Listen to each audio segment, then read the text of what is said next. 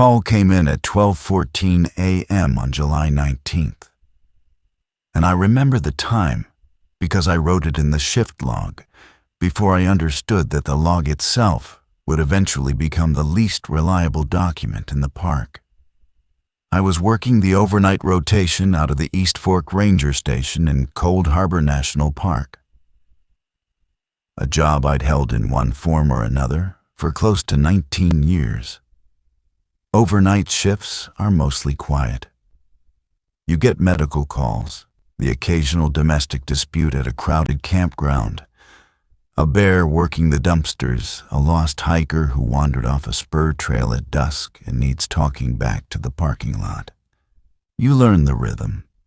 You learn that most emergencies at 2 in the morning are just fear wearing the mask of an emergency, and that your job is largely to arrive, be calm, and let people borrow your calm until theirs comes back.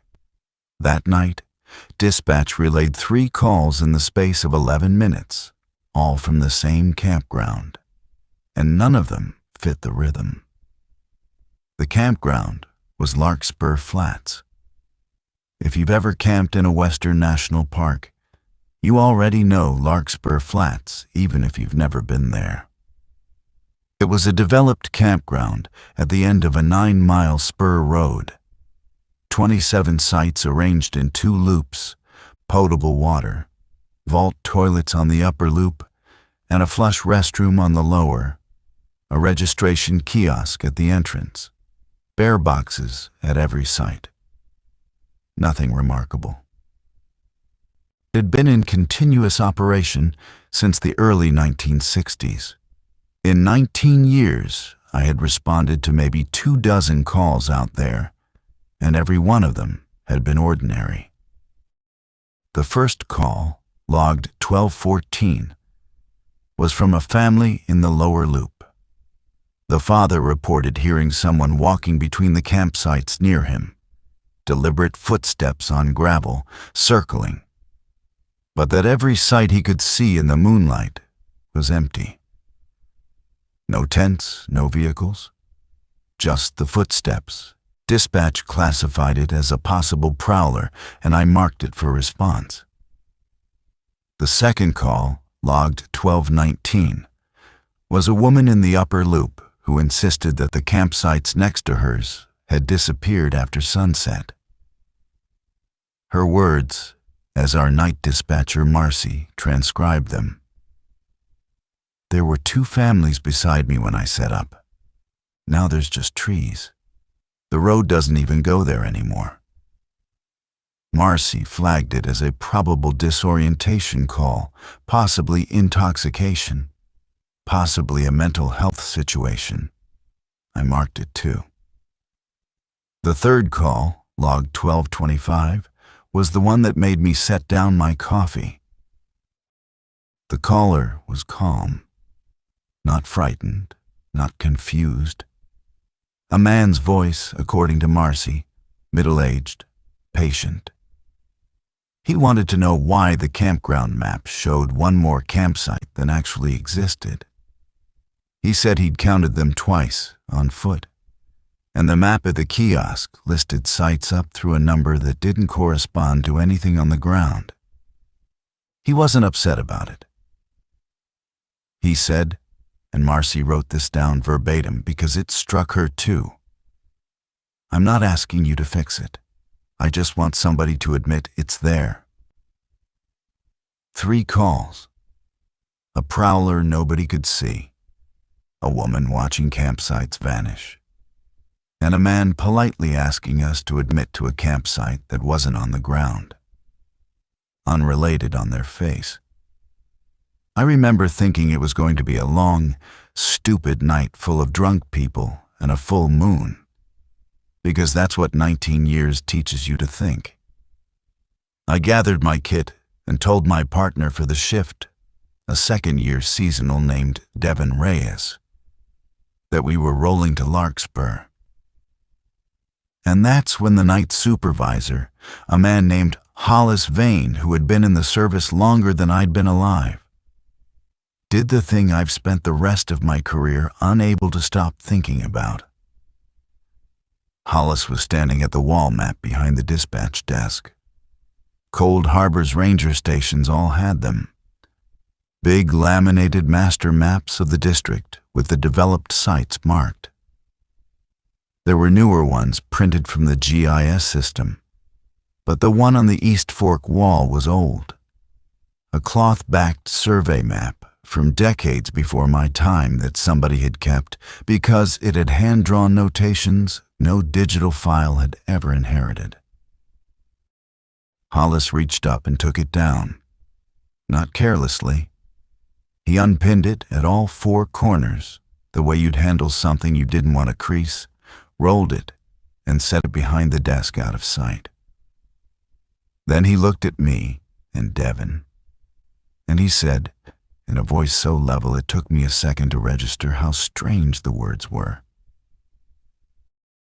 "Whatever happens tonight, don't trust the site numbers." I waited for the rest of it. There wasn't any rest of it. Hollis Vane was not a joker and not a storyteller.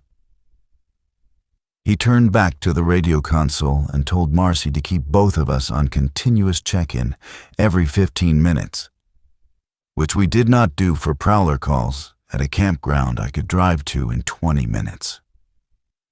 I asked him what he meant.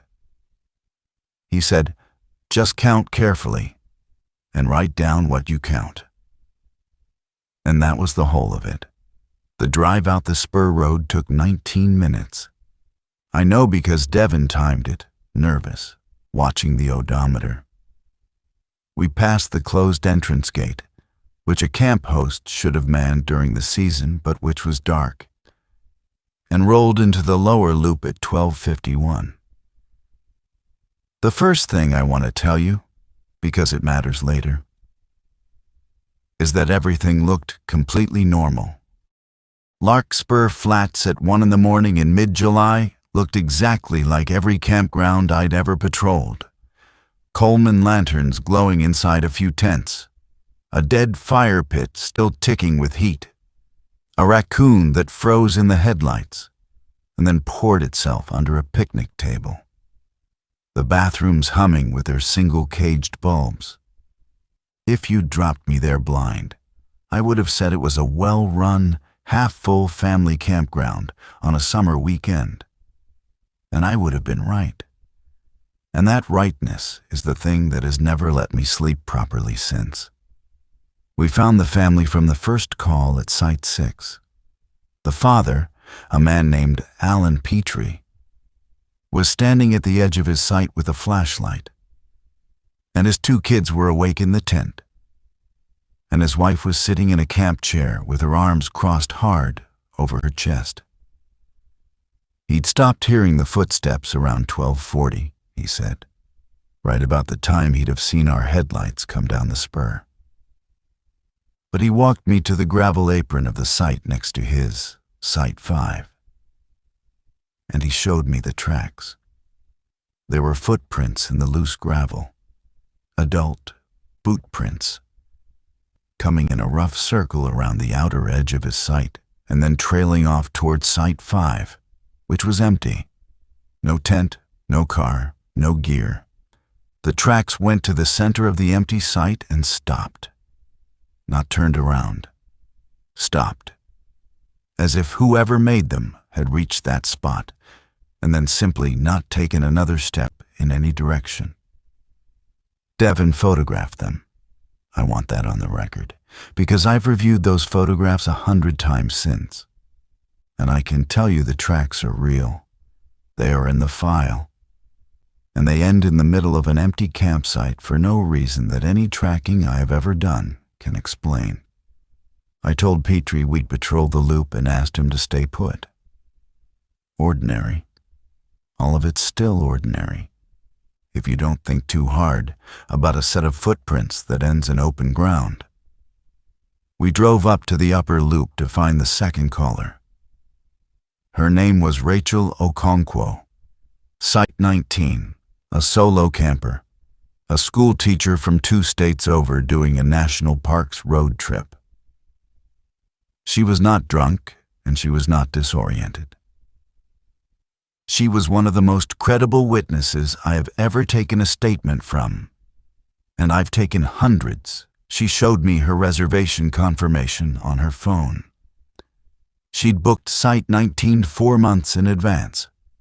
She described, precisely and without embellishment, the two families who had been camped at Sites 20 and 21 when she arrived that afternoon. A retired couple with a small trailer at 20, a family with 3 kids and a blue dome tent at 21. She'd talked to the retired man about his solar setup. She'd loaned the family a corkscrew. Then she pointed past her own site into the dark. The road ended at her site. Site 19 was the last site on the upper loop spur. Where 20 and 21 should have been, there was forest. Not a cleared, disused campsite grown over. Not the flat, compacted earth and old fire ring you find at a decommissioned site. Old-growth forest, trees I'd put at 100 years plus, and the paved loop road terminated in a turnaround 30 feet short of where she swore 2 families had been camped 6 hours earlier. I walked out past her site with my flashlight. The pavement stopped. Beyond it, the ground rose into timber that had never been cleared in my lifetime or my grandfather's. There was no corkscrew, no blue tent, no trailer, no couple, no children. I want to be honest about what I felt in that moment, because a lot of what came later depended on my not lying to myself about it. What I felt was not fear. It was a kind of professional vertigo. The sensation of a solid instrument giving you a reading, is impossible. I've had it maybe twice in my life. It is worse than fear because fear at least tells you to run. And this just tells you that the ground is wrong. I radioed Marcy and asked her to pull the current reservation grid for Larkspur Upper Loop and read me the occupied sites. She came back in a minute. Sites 15, 17, 19, and 22 were reserved that night. Nothing at 20 or 21. When I asked her whether 20 and 21 were reservable sites at all, she paused, and then she said something I wrote down.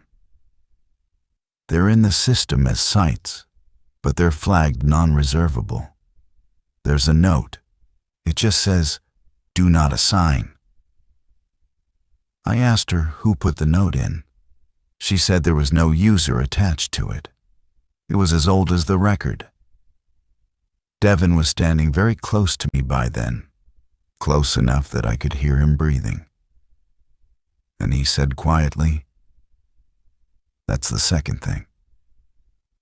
Petrie's footprints went to a site nobody's in, and these 2 sites just aren't here."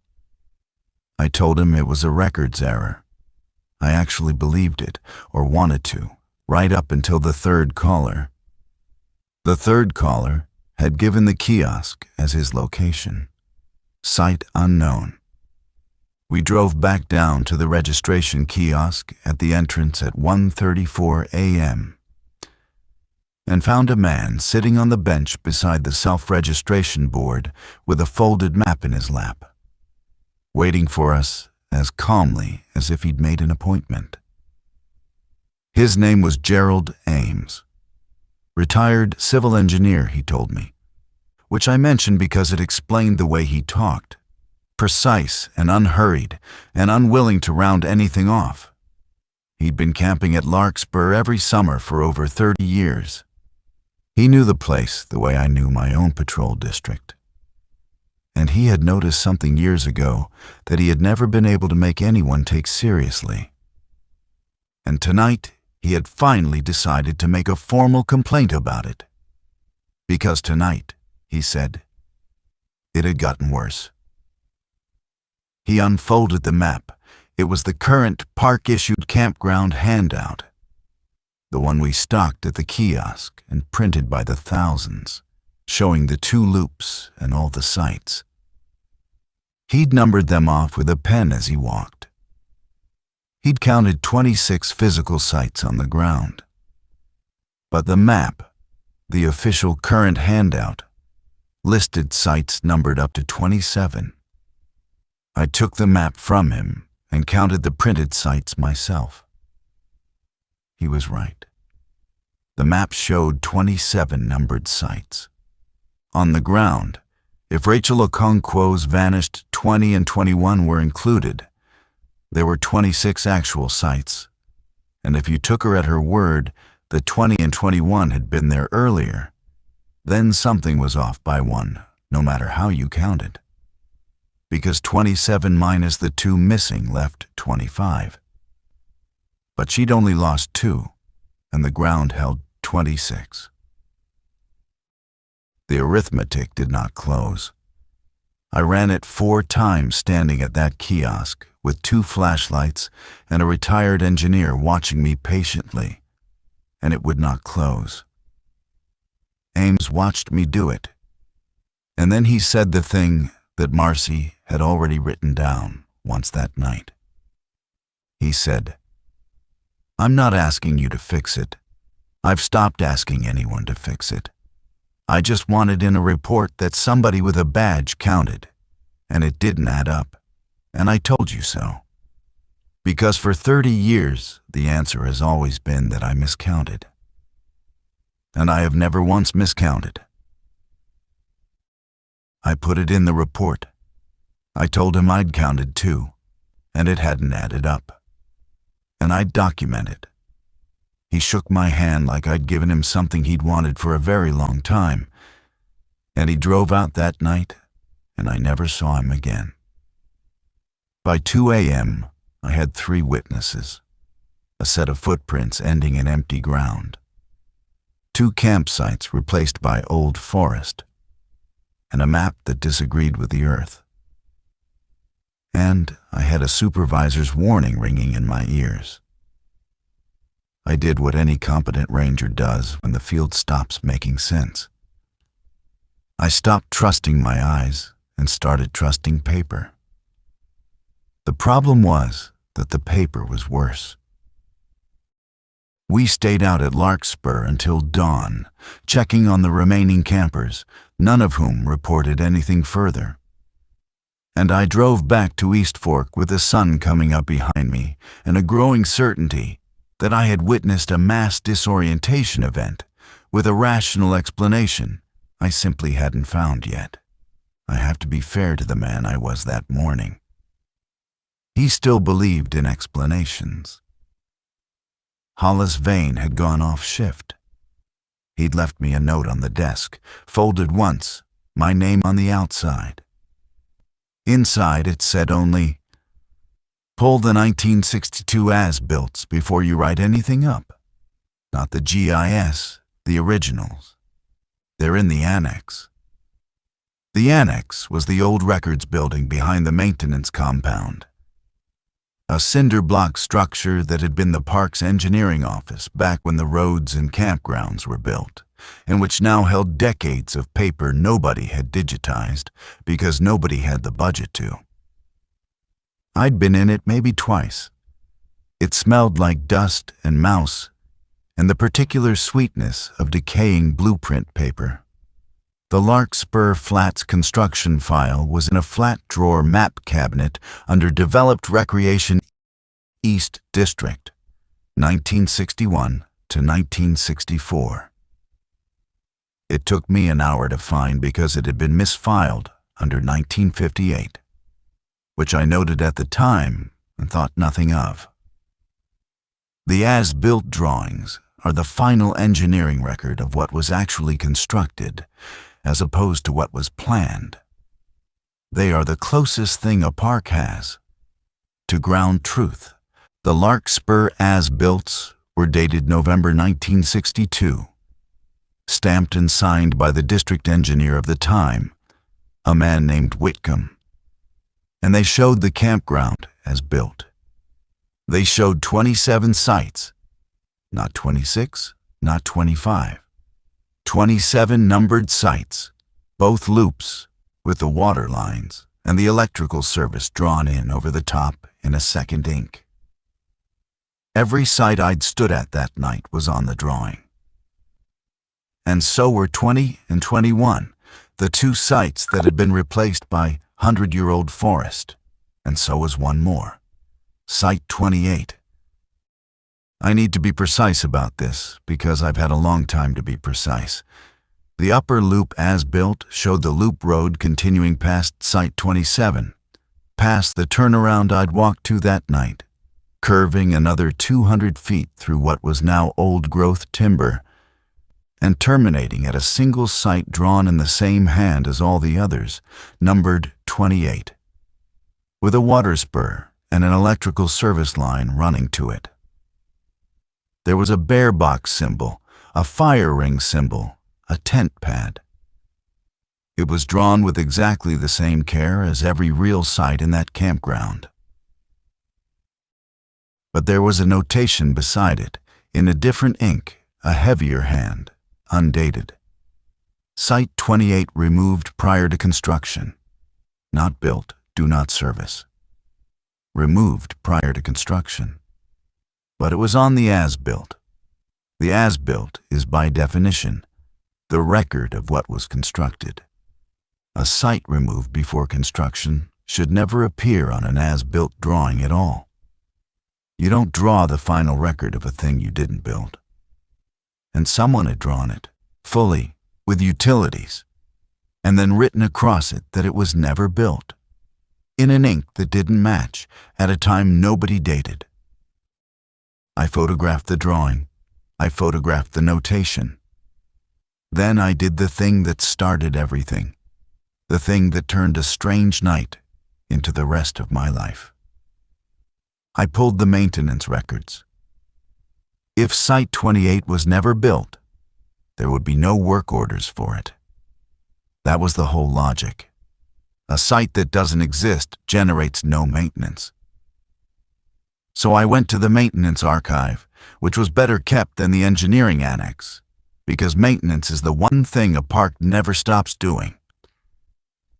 And I pulled every Larkspur Flats work order I could find. There were thousands, 60 years of them. Water line repairs, electrical faults, vault pumping, sign replacement, tree hazard removal. I didn't read them all. I searched for a number. I found 28 41 times. 41 work orders across 6 decades, referencing Site 28. Waterline pressure test, 1971. Electrical panel inspection, Site 28, 1979. Panel found energized, load normal, no issues. Bear box replacement, Site 28, 1988. A GFCY breaker trip logged and reset at the Site 28 pedestal in 1994. A tree hazard assessment in 2003 that noted Site 28 pedestal partially obscured by understory. Recommend clearing for access. A 2011 water quality sample pulled from the Site 28 spigot. Logged, tested, passed. Every one of these was routine. Every one was signed by a real maintenance employee, most of whom I knew or knew of. Every one described ordinary equipment functioning normally at a campsite that the engineering records said had been removed before the campground was ever built, and that no current maps showed. And that stood, if it stood anywhere, in the middle of forest at the end of a road that ended 30 feet short of it. The 1979 entry stopped me cold. Panel found energized, load normal. Load normal. A load is a draw of current. Something at Site 28 in 1979 was drawing electrical current in a normal, expected amount. The amount a family's campsite would draw. An RV plugged in. A string of lights. A coffee maker at dawn. I sat in the maintenance archive with 41 work orders spread across a folding table, and I understood, in the specific way you understand a thing you will never be able to unlearn, that I was not looking at a records error. Records errors don't hold their shape across 60 years and 11 different employees and 3 separate archive systems. This was consistent. It was maintained. Something at Larkspur Flats had been quietly, competently serviced for 6 decades at a location that officially did not exist, by people who had no idea they were doing anything strange, because the paperwork told them Site 28 was a site like any other, and they trusted the paperwork the same way I had trusted it an hour before. I brought all of it to the chief ranger, a woman named Diane Farrow, who had run the East District for 11 years and who I trusted completely. I laid it out in order: the 3 calls, the footprints, the vanished sites, the impossible count, the as-built, the notation, the 41 work orders. I expected her to be as unsettled as I was. I expected her to escalate it, to open a formal investigation, to loop in engineering and the regional office. Instead, she got very quiet, and then she asked me one question. She asked whether Hollis had taken the wall map down. Before I left, I said yes. She nodded slowly, like a doctor confirming a diagnosis she'd been afraid of. And she said, "Okay. Here's what happens now. You're going to write up the 3 calls as a disorientation and possible prowler event. You're going to note the count discrepancy on the handout map as a printing error, and put in a request to have the handout corrected to 26 sites. And you're going to give me those work orders and the A's builts, all of them, and you are not going to keep copies." I asked her why. And Diane Farrow, who was as good a ranger as I have ever worked for, looked at me with something that I can only describe as grief. And she said, "Because the last person who kept copies is the reason we don't assign anyone to Site 28 anymore." I did not give her the copies. I want to be honest about that too. I gave her the originals from the maintenance archive because they were park property and she outranked me and I had no grounds to refuse. But I had photographed everything on my phone that night, and I did not tell her, and I have those photographs still, and they are the only reason I can tell you any of this with the dates attached. What I did do was ask her who the last person was. She didn't answer directly. She told me to go home and sleep and come back for the afternoon shift, and when I came back, she'd have the closure paperwork started, because Larkspur Flats was going to be evacuated at the end of the current occupancy and closed. I asked closed for how long. She said closed. She said the official reason would be an environmental restoration designation, sensitive habitat recovery, which was the kind of thing that closed campgrounds all the time and that no member of the public ever questioned.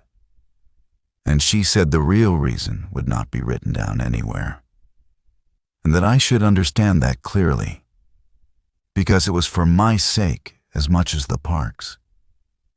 I went home. I did not sleep. I lay in bed and I thought about the footprints that ended in the middle of an empty site. And I realized that the empty site, Site 5, was not Site 5 at all. If the current handout was off by 1, if there was an extra site in the numbering, then every number on the ground might be shifted. And the footprints that ended in Site 5 might have ended somewhere that no longer had a name. That afternoon, I went looking for the last person who kept copies. The park's personnel records are not the kind of thing a senior ranger can casually browse. But incident reports are, and I had a starting point now. If a previous ranger had investigated Site 28 and been serious enough about it to keep copies, there would be a report. And reports leave a residue, even when they're pulled. I searched the incident index for every reference to Larkspur Flats going back as far as the digital records went, which was 1994. I found the ordinary things. The bear incidents and the medicals, and the one drowning at the reservoir 2 miles off that had nothing to do with the campground.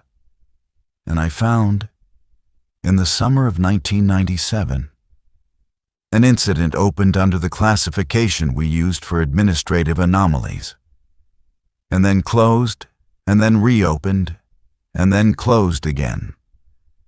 And then this was the part that made my skin move: expunged.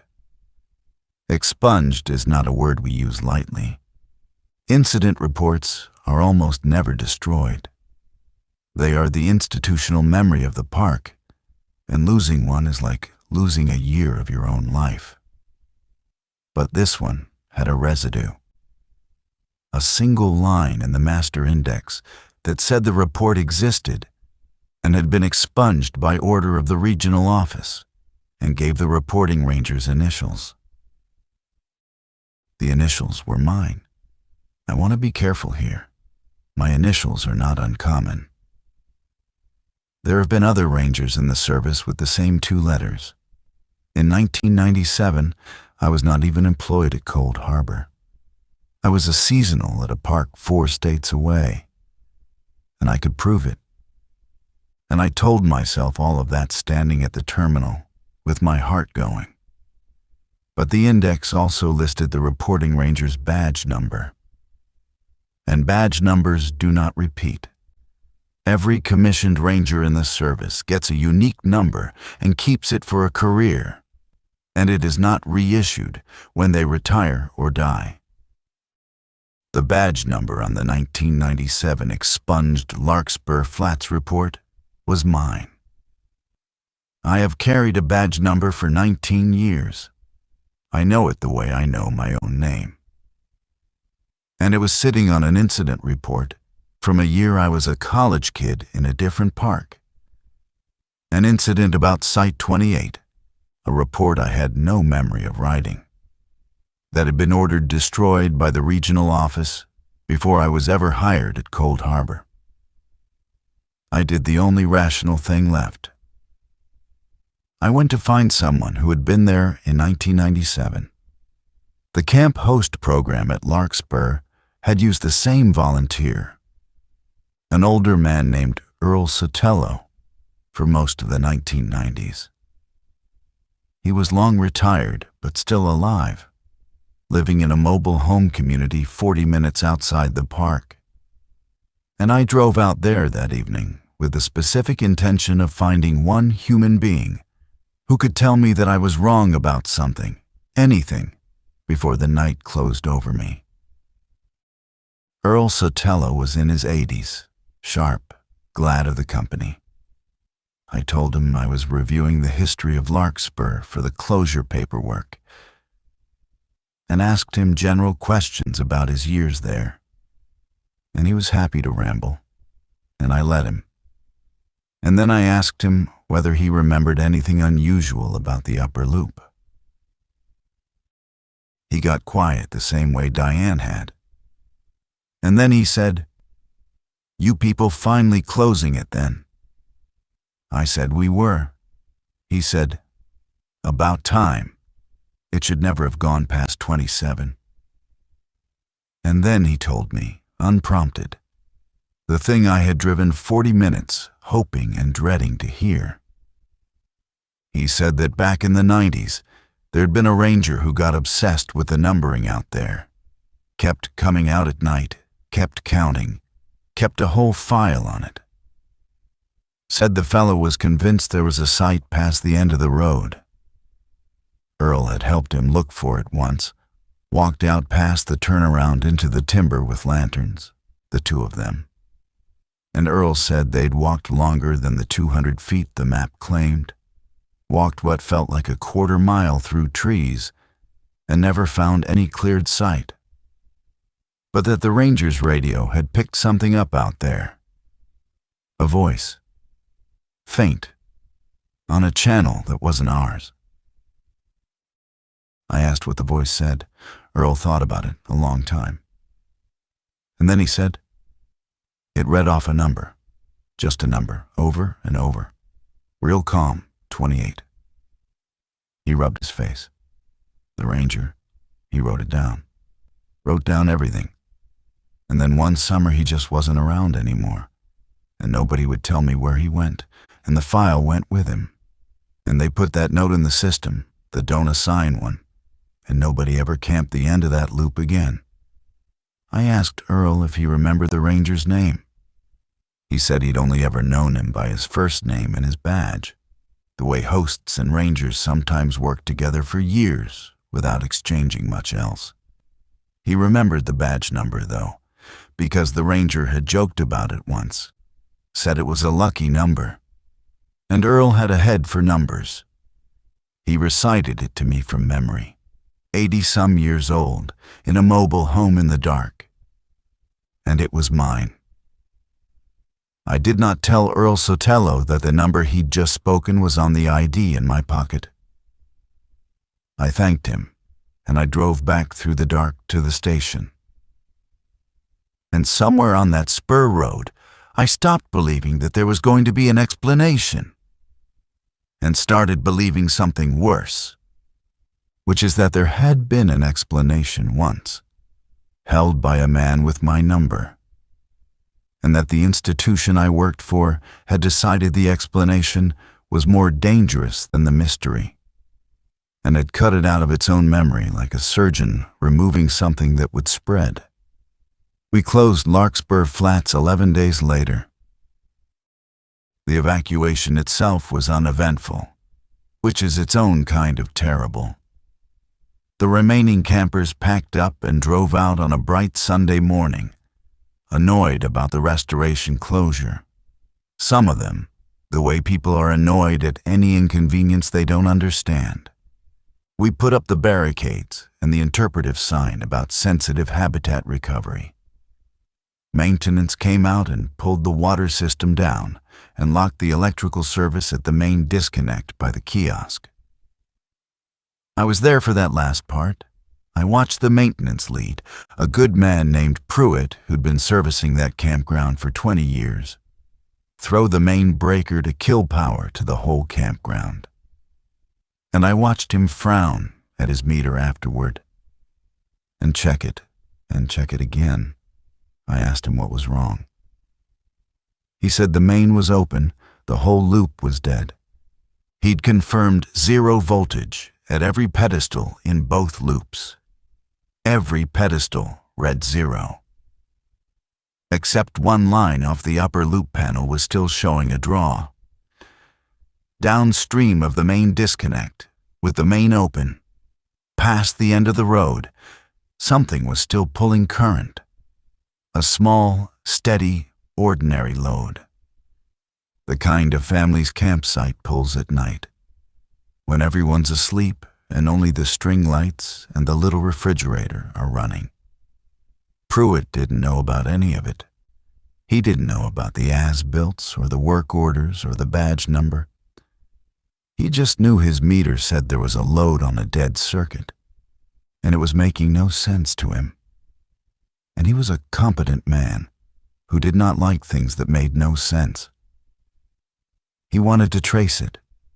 He wanted to walk the line out past the turnaround and find the fault. I told him not to. I told him it was a meter fault, that we'd log it and let it go, that the campground was closed, and it didn't matter anymore. I lied to a good man to keep him from walking into the timber at the end of that loop, and I would do it again. And when he'd packed his truck and driven out, I stood alone at the upper loop turnaround in the failing light, at the place where the pavement stopped 30 feet short of a campsite that had been on the 1962 as-built and 41 work orders and Gerald Imes's careful count. And I did not walk out into the trees. I want that understood. I chose not to walk out there. It is the one decision from that whole affair that I am certain was correct. And I have never been able to fully explain to myself why I'm so certain. I heard something out past the turnaround.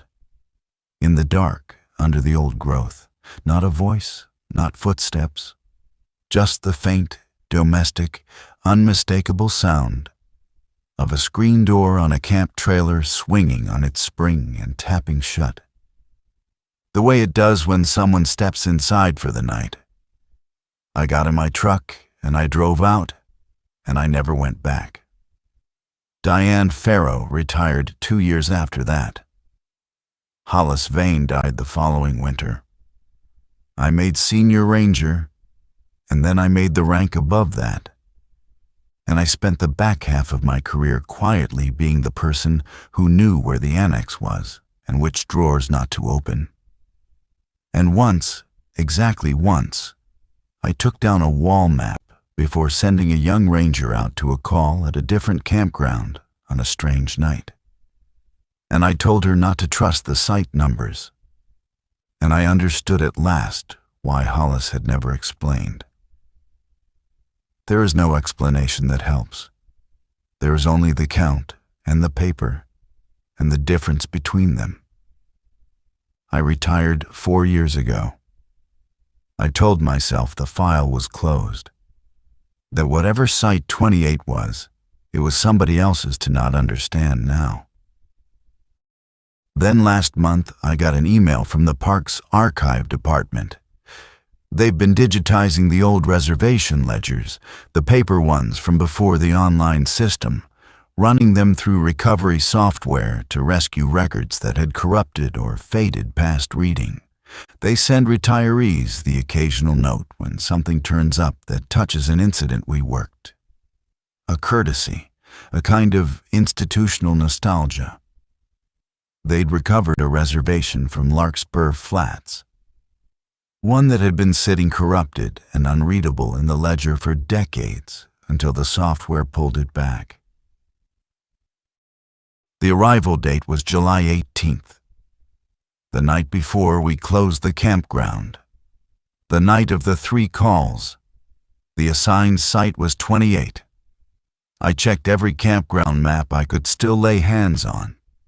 The handouts, the GIS exports, the trail guides, the survey sheets. Every one of them ends at Site 27. There is no Site 28 on any map produced in my lifetime.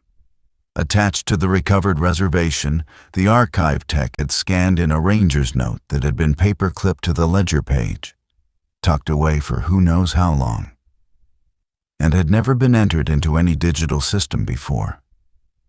She'd included it because it was signed, and she thought I'd want to see a signature from the old days.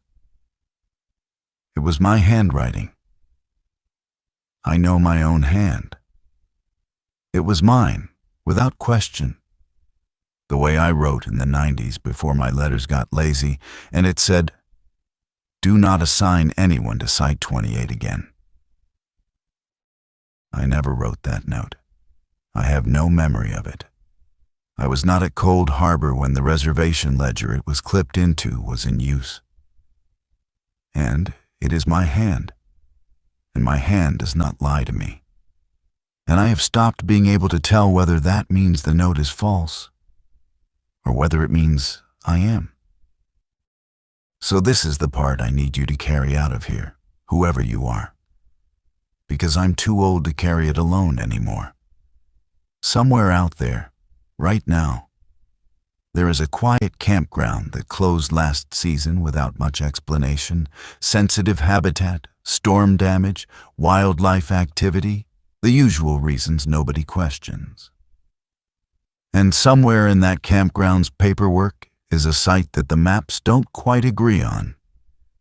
Still drawing its small, steady load in the dark, waiting for the next reservation the system isn't supposed to make. And the only thing standing between it and the next family is a note that someone has to write again, in their own hand, before they can remember why.